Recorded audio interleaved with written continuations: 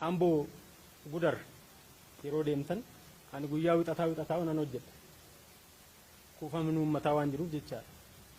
Ishuma kana hedduu kan nama ajaa'ibu birrii 800 kaffaltan malee guyyaatti nooltan.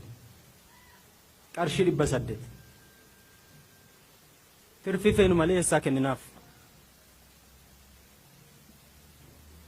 Taarifa alaa fuunu malee eessaa kenninaaf. Kun hin danda'amu. Kanaaf hon jedhamee uummanni kan saamamaa jiruuf taarifaan ala kan fe'amuuf uummanni akka nama timaatimii fe'uutti kan fe'amuuf kanaaf kun amma daandii irraa nu dhaabbatutti abbaan qabeenyaa tokko qabeenyaa isaa gabaa keessan galchu shufeerii tokkos immoo seeraan hin hojjetu. Maabarri kootonaa dubbatee natti tola. Sababiin isaa keeyyata 17 lakkoofsa 45 keeyyata 17 lakkoofsa 5 keeyyata 18 lakkoofsa 11 ni beektu.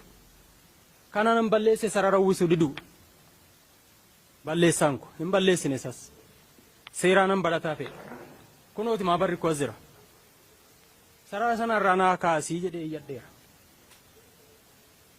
Yeroo lama dhaqeera iddoon itti geessu dhabnaanan mee qabeenyaa kana of harkaa baasee kunuunsaan ture qabeenyaan kun yoon harkaa bahe nammiidha madheen tiraafikiin ofii keenya iyyannee namni kun nu saamsisaa jira tajaajila akka nuti hin kennine nu dhorkaa jira yeroo tokko miindaan kan irra kan miindaa malee akka inni tajaajilu kan ta'e jira isintu beektu namni kun 7 2 3 booddee miindaa malee hojjetee jedhu kannaan odeeffannoo dhagahu miindaa malee alarra immoo dhaabbataa maalitti godha miindaa gabaa nagaduudhaaf daandirra kan dhaabbatee jira.